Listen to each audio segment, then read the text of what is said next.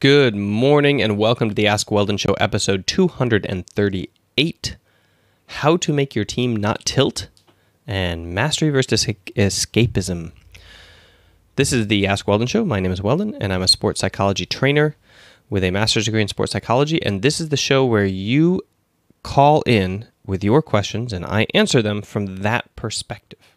I also answer questions related to business and marketing and life and anything in general that you want to call in and ask about. I try to hedge those with an explanation of how it is that it fits my experience so that you can abstract value from it without thinking that I'm trying to say, like, this is the advice that you should take, right? You can call in your question using anchor.fm/Weldon Green. So go to anchor.fm/Weldon Green. This is not a sponsor or anything. It's just the app that I use to publish my podcast, and it allows for call-in questions, which is super, super useful. Essentially, it's just an Android app or an iOS app called Anchor, and you find my profile on it, and it lets you send an audio message. You just push audio message, and you hold the phone up to your ear, and it starts recording. I think you get a minute, and it makes the quality of your voice quite amazing. They do some little bit of sound engineering with algorithms or something in the back end to make everybody have a much more expensive microphone than they actually have in the bottom of their phone. So it sounds pretty cool. Anyway, you'll hear 3 of those questions today, and I look forward to having your questions in the stockpile because the stockpile is slowly dissipating as I do these shows every single day at 7:30 p.m.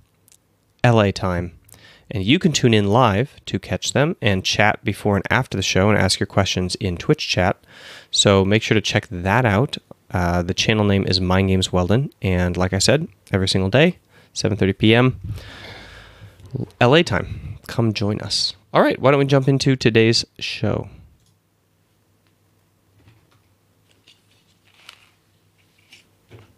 The first question is from Dave.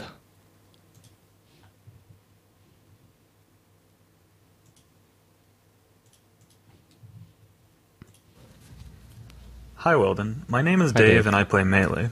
Recently, I have started playing teams more, and I found it increasingly more difficult to train effectively.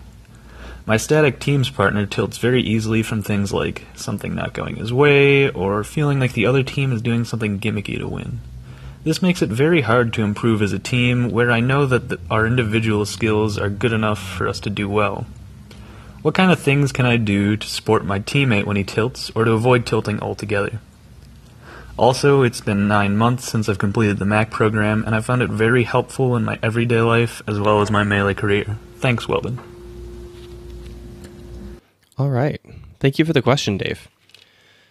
So there's kind of a subtext to this question that runs along with it, and essentially it says, how badly do you want your partner not to tilt? Because essentially, it's a really kind of less useful idea to try to give advice or explain to somebody how not to tilt along the way from your own experience. So when something happens and you're like, oh, you shouldn't tilt right here, you should think this, or you should do this. Like, it's very hard to, especially when somebody's actually in an emotional moment of letting their emotions regulate their actions instead of the other way around, letting their actions regulate their emotions. It's really hard to get through to them with the idea that your advice is not selfish in some way. So you have to decide if you really want to help this person in particular, or if you would rather just perform well. And if the answer is to perform well, then what you're looking to do is put band-aids on situations. You're trying to defuse them. You're trying to get him to perform better or her, and just generally stop impacting your game so much. And you would sacrifice a certain amount of your own play to do so, or a certain amount of your conversation or time, but there's a limit to it, and the limit is basically where you would then go seek out a new player. Now, if the answer is you want to help this person as a person, and it's irrelevant what happens to your own Melee career, then you can take the long-term approach. You can take the long-term view. And for that, you have to create within the person the kind of agency that you had when you pursued the MAC program and did it for yourself. Behavior change doesn't really come from being imposed on the outside. It comes from generating within the person a motivation or desire to kind of like develop or pursue mastery in a specific way, and then you provide them the tools and you hold their hand along the way if they need a little bit of emotional support to craft their motivation, help it increase, make sure they don't stop their training when it decreases, things like that. So really think about, and this isn't, I'm not trying to judge you, and I don't think you should judge yourself, but I think you should think about how much you actually care, meaning how much you actually would sacrifice for this person to learn not to tilt. Because the answer to that question determines whether or not you help them at all costs, or whether you're just trying to like smooth things over in order to increase the team performance, which, by the way, is kind of a selfish viewpoint, which is fine, but it also then is fine if the person is defensive and thinks that you just want to improve performance for your own sake, because actually it's true, right? All right, so if you want to try to generate emotion within the person, motivation towards like their own behavior change, then usually you're going to start with the trans-theoretical model of behavior change. So just look up trans-theoretical model of behavior change, and you're probably already familiar with it. It goes something like pre-contemplation, contemplation, planning, behavior change, maintenance, and it's a cycle. So you don't know you have a problem, you know you have a problem, you're planning on how to change the problem, you're changing the problem actively, you're maintaining that change in behavior. And everybody's somewhere in this cycle, and it kind of repeats and reinforces itself, and you fall out at any point, you can go in at any point, etc. So generally speaking, you have to move people from not knowing they have a problem to knowing they have a problem, to planning on how that they're going to solve the problem. And once they're at that stage, then they're kind of where you were when you started the MAC program, and then actively changing it would be what you were doing with MAC. So instead of assuming that the person is in the actively changing phase, you need to assume they're in the pre-contemplation or contemplation phase, and kind of do the things that they need to hear, and say the things that they need to hear, and do the things that they need to witness in order to self-reflect and realize they have a problem. Okay, and you might not be able to engineer that reality. You might not be able to get in their heads and flip that switch. So, but your creative thinking of how it is that you could flip that switch will probably let you do more accurate and say more accurate things. So, for example, where you would say, you did this wrong, or you shouldn't tilt there, you might say, like, hey, let's watch a video with comms of some team that's winning, so we can compare like how they do things differently than us, and we'll listen to them, and then we'll listen to us in comms. And then after you listen to both games, you're like, I noticed one thing is there's like long periods of silence in our communication, especially after mistakes, and they don't have them on this team. So we should think about like, how can we jumpstart our conversation or our communication like after a mistake? How can I do it, and how can you do it? And then how can we help each other do it? What can you say to me to jumpstart my communication? What can I say to you to jumpstart your communication? What is it? What are the things that you would want to hear from a teammate to kind of get refocused back on the match? So you essentially are working with him like as a partner, kind of reflecting and uncovering systems of anti-tilt, rather than as a know-it-all kind of explaining something to somebody who needs to learn it, to discipline themselves. And in that way, the person's mind is more open to behavior change and to recognizing that they have a problem. Self-confession and self-realization is always more powerful and productive than somebody telling you something in terms of openness. That was just a simple example. Okay. Once you actually get them to the active behavior change part, then, of course, it's quite simple. You just give them tools and help them stay motivated. Tell them they're doing awesome. Motivation is usually governed, in my perspective, from the theoretical framework of self-determination theory. That's the one I like to use the most. So autonomy relatedness or autonomy connectedness and what is mastery one? What is the name? Anyway, the seeking of mastery or development. So you can try to find their basic psychological needs for connectedness. You can do things with them. You can try to serve their basic psychological needs for autonomy. You can, help them help themselves.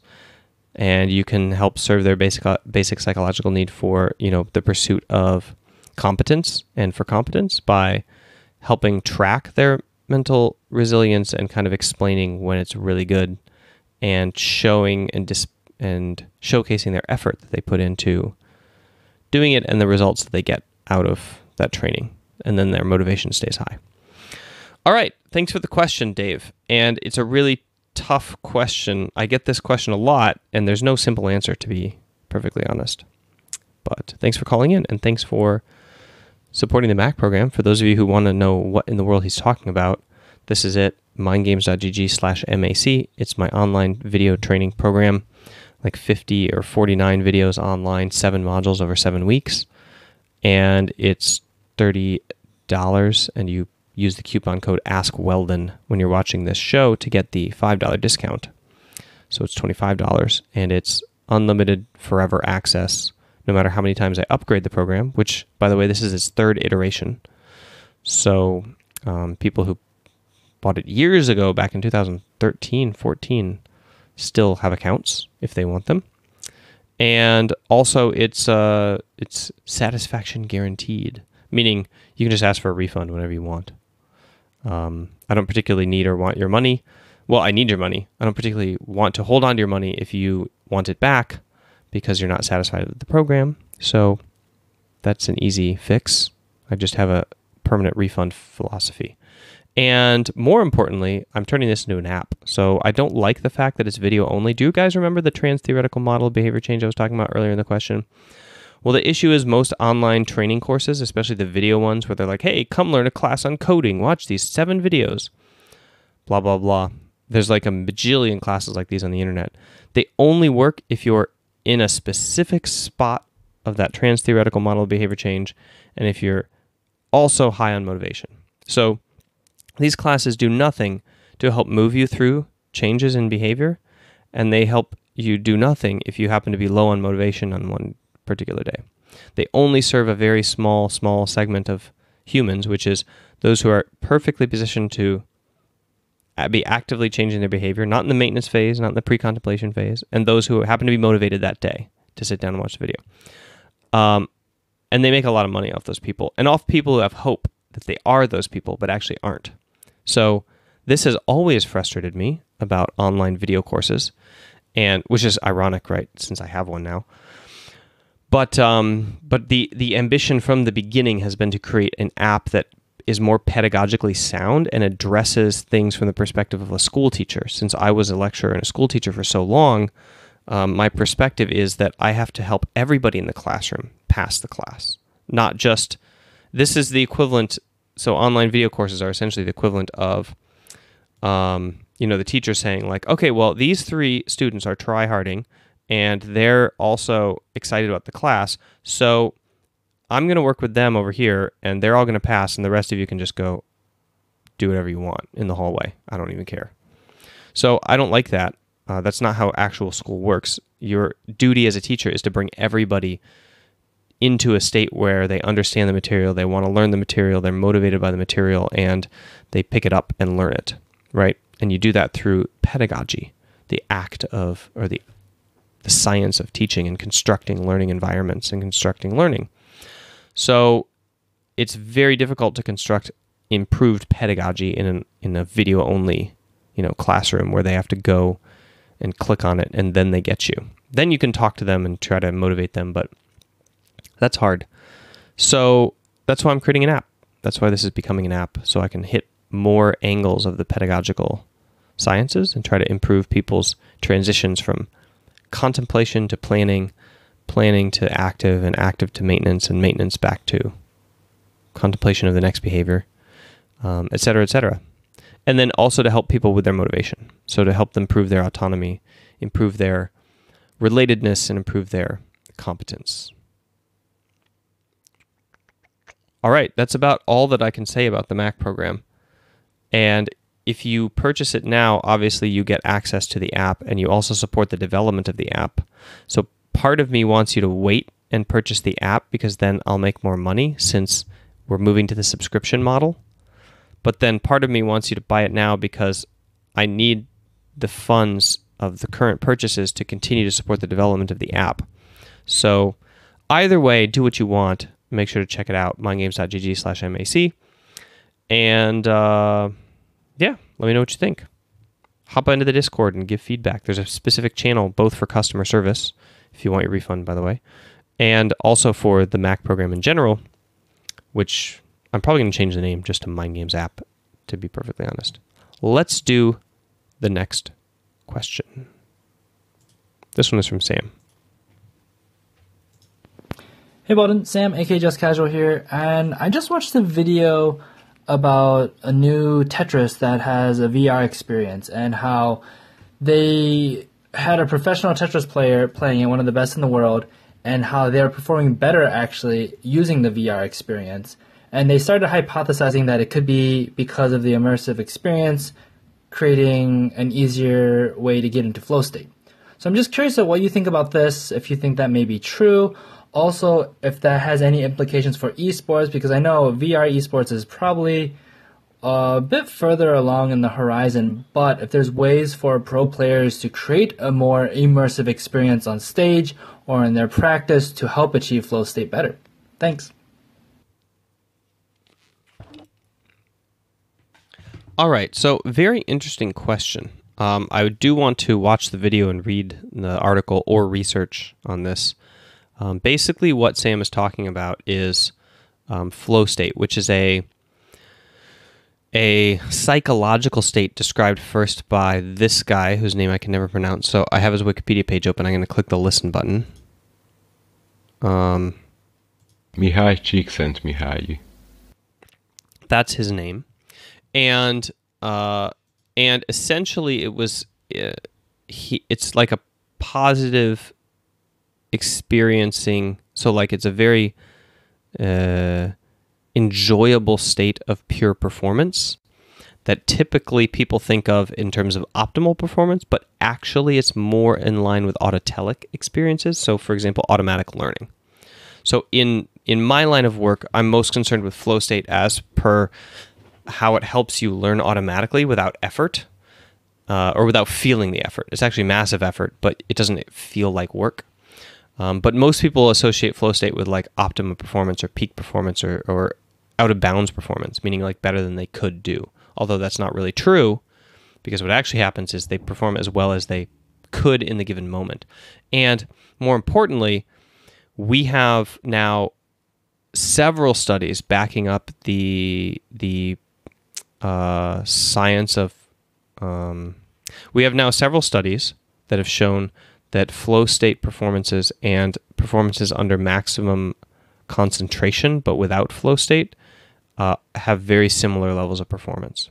So my guess, Sam, would be that these authors or the scientists are projecting this misunderstanding of flow state, which is that it gives you like an optimal performance state, onto this Tetris player and saying like, oh, he's in flow, so he must therefore be performing higher. When in reality, high performers usually can perform very well whether they're in flow state or not, and the subjective experience of the performer is that they perform better in flow state. But the objective analysis of their performance is that although it feels way easier to do that performance, it's actually quite similar to their out of flow state maximum performance. On the other hand, this is not a high performer in terms of sport, right? This is a Tetris player. So it could be that he, unlike athletes who are honed through pain, that is, when you train, you push against pain barriers in your training. In Tetris, you don't really train that way. You don't push against pain barriers in your training. So it could be that like flow state actually does give him a boost in performance because his otherwise mental resilience could be very low and his ability to concentrate could be very low in comparison to, for example, an elite sport athlete. So those are my thoughts, just thinking about the situation you described offhand. Yeah. There's so many other factors at play here, though, between the difference between VR control and what is it? Console control. Controller control. If you're already using the word control in the sentence, how do you talk about a controller for a console without using the word controller? I don't even know. Anyway, it also could be something spatial. I mean, who knows? I don't think very well in language. I think in like geographic shapes and a little bit in colors. Maybe this guy is a linguistic thinker and it really benefits him to see the shapes kind of like in their, three-dimensional zone. Or maybe the game is just easier. I don't know. There's just so many random things. It would need to be a much more large scale set of studies or a bunch of other different pillars and maybe understanding the mechanism of what's going on to answer that question. But it's a curious question, so I'm excited to see what happens in the future. All right, let's jump into the final question of the show. All right, this one is from Hydrocharis or Hydrochorus, something like that. Hey Weldon, this is Hydrochorus. I started playing League of Legends about 2 years ago, mostly for escapism. Once I realized that it was really my first PvP game, and once I realized you can just continue to improve and play against better people, I wanted to improve. However, I've never really been able to break the idea that this is something I do for escapism. And anytime I try to really focus on improving, I really struggle to stick to a training plan or to see any meaningful progress. Any tips to help? Thanks. All right. Thank you for the question. I'm excited for this answer. So, first of all, the way to convince yourself that you're doing it for mastery versus escapism is to prove to yourself that you're not satisfying your urges to go and play the game. So this requires a little bit of mindfulness, a little bit of self-awareness, a little bit of reflection. Next time you feel that emotion of grasping. So this would be in religious scholarship, they call it grasping, where you seek attachment to or desire for like an object or an experience or a taste or a feeling, right? It's kind of like on the one hand, you have, this like slight tingling need for, to touch something or to eat something. And then on the other end of the spectrum, you have addiction, where people crave it so strongly that they can't release it. And this is particularly shown in activity of the PCC, which is I can never remember the name of this, the posterior cingulate cortex. So they look at activity in here and they see it's much more active with people who are addicted and experiencing this grasping thing. Whereas for people who are like fully aware of their addictions and their desires and their grasping and have minimized them, like ascetic monks, and people who focus on not attaching themselves to the world, to worldly things, this has the lowest amount of activity. So if you want to convince yourself that you're not doing this for escapism, then you pay attention to this urge, this human urge for grasping, which is kind of coming out of your brain, and you deny it. And if you can deny it, then you have control over it. And if you have control over it, then you have volition and choice, and you are not doing it for escapism. You're doing it for yourself. You're doing it as you choose. So the way that you kind of see this grasping is obviously through mindfulness or meta thinking approaches. So that's where you're like in your brain, watching your brain think. So the next time that you like just autopilot towards League of Legends, you look inside and you say like, where is the part of me or the emotion that kind of wants to play? What do I want out of this experience? What kind of satiating emotions do I get? Why do I want those emotions? What do they make me feel powerful? Does it make me feel relaxed? Usually no. Does it make me feel, satiated in some way because I get to show my competence, because I get to connect with other people, because I get to make my own choices instead of being trapped in a world where, I don't get to make my own choices. Maybe you can't, fantasy escapism is very important for people, for example, from low socioeconomic status, because they get to make a lot more of their own choices. Okay, so that kind of stuff. So essentially, you just pay attention to your grasping reflex, and you choose to either give into it or not give into it based on how strong your willpower is for that day. And then if you're doing it for escapism, there's always the element of escapism, but if you're doing it for that purpose or if you're doing it because you're choosing to train now. Okay, then if the question is like, how do I increase my discipline towards training? Well, that is the entire point, right? Is that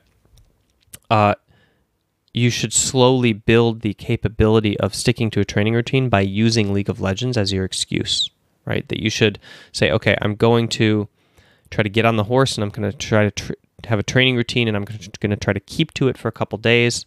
And this is my mission, and you strive to subjugate your League of Legends life and your life in general to the long-term kind of like value-driven desire of mastery of this game. And this essentially relies on either your level of discipline or your level of motivation.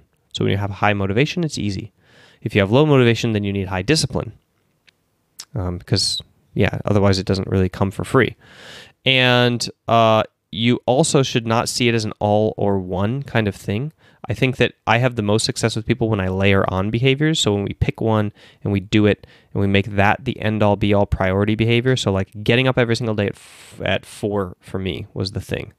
It didn't even matter if I succeeded or failed in my content creation or my streaming or whatever happened after I woke up. The most important thing was that I got up at 4. So I have all this stuff I want to do, right? I want to get up at 4, stream at prep the show, stream at 4:30, not eat food, go to the gym. I want to do my yoga when I'm at the gym. I want to try hard during all my sets. I want to not listen to music or distractions while I'm there. Then I want to eat a very small meal afterwards, and then I want to do my email. So for example, the other day, I got up at 4, not really, kind of got up at 4:15. Prepped the show, not really, kind of did it on stream. Actually ate something before the show because I was super low blood sugar and I was really stressed out and I really needed some food.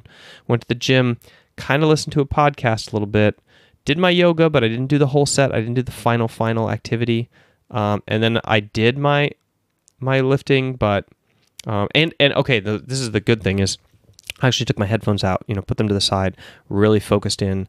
And even though I didn't have a full set, I only had about an hour instead of an hour and a half. I was able to really focus in and strive on a couple different lifts. So I was able for 10 minutes there to really push my limits, especially on the bench. So there we go. I got one victory out of it, right? So, but the point is, it's not an all or nothing kind of thing. All right. You're aiming towards prioritizing your behaviors and using your long-term desire. So for me, the long-term desire is I want to hike the Camino de Santiago, and I want to be able to throw my kids up in the air, and I want to be able to sell t-shirts with my abs. Those are the things, right? So I have them way out there, and I've visualized them, and I've increased their importance, and I've linked up my daily behaviors, with 1 month goals and 3 months goals and 6 months goals and 1 year goals, kind of leading towards these things and these desires, and then above all of that is the knowledge that these kind of success-driven behaviors will lead me to my actual daily desires, which is that I want to renovate the house so that I can live in it with my kids. So we got to finish the renovation. So I need money for that. Right. And the desire to kind of have a career that will allow me to stay here in Finland where I can go fishing and go to the cabin and hang out with my kids and, not have to travel all that much. So these kind of values are the things that are way, way, way, way out in front of me that I use to power the daily activities to the extent to which I can master them. And so what you want to think of is like wiring up your long-term League of Legends play. So you're like, okay, so I want to get Challenger. And you're visualizing what that's like and what it feels like and the path there. And you break that down to the 6-month barrier and to the 1-month barrier and to the daily barrier. Like, what do the actions look like that get you to Challenger in a year's time today? What does that play out as? And then hidden behind that goal of reaching Challenger is the knowledge that, like, okay, but sure, that's an aspirational goal and that's helping drive me and I have ambition toward it, but what is it really doing? And you're thinking, okay, it's helping me with the skills, the training skills that I need to be competent in a number of different channels, skill sets. It's helping me with my compassion towards other people that I'm going to play into the relationships that I have in the future. So it's going to help me be a better father, husband, whatever, because I am like in the solo queue game and I see this person in pain, and instead of flailing out at them and inducing my own pain because of my frustration in the experience, I reach out in compassion and I try to empathize with them because that is more important to me than like winning or losing the game, because I know that it both helps me with my mastery of getting to Challenger, because then I win more games because I help untilt teammates, and also with my goal of like being a more compassionate person and building those connected relationships. So then you kind of like, you start to fold in these like secret missions like above your values that give you the little extra fuel for your motivation. So that is the way that I see that pursuit of mastery through the game, on disciplining yourself to the game on a daily basis. Whether you play it or not, you can gear your actions towards it, right? You can wake up early, eat well, go to the gym, do physical activity, plan and plot your goals and your aspirations within the game, track a bunch of variables in the game, all without playing it at all. Like that can all be like when you read a research article or a book with the intention to extract value to help you play the game, you watch a VOD of your own play and you write down the things that you say and you create a to-do list or a task list of things that you want to train and you prioritize them. That's all work that's not even in the game yet, but is incredibly valuable for learning the system of mastery that you will apply to other situations in the future and other skills. And by the time you kind of get to the point where you're playing the game, whether or not you do it that day hardly matters at this point because of all the other extra hard work that you put in on your mind and your body. Thank you for the question. Thanks for allowing me to rant about my favorite topic, which is exactly why I'm in esport in the first place, is your specific topic. How to switch from escapism to training. And also, by the way, this is going to be the topic of my PhD research because I'm really curious what this looks like in the brain. If we examined your brain, could we see somebody who is playing more for escapism on the addiction side of the spectrum? Could we see somebody who is less grasping and able to, can we see the activity in the PCC? Can we see when people are able to master that grasping reflex and be on the left side of the spectrum towards escapism? Can we see when people are training an esport versus when they're addicted to a video game? Can we see in the brain what those things are? And therefore, can we say there's a right way and a wrong way to play video games for our youth, and there's a right way to kind of build it up? This is what I'm most interested in, kind of in the world right now. All right, good question. Thanks for tuning in, everybody. Make sure to check out the live show, 7:30 p.m. LA time on twitch.tv/mindgamesweldon. Make sure to check out the Mac program, mindgames.gg/MAC. Use the code AskWeldon. It supports everything we're doing on this channel and the development of the app. And subscribe to YouTube and share this video with your friends if you think that they would get use out of it. I will see you tomorrow.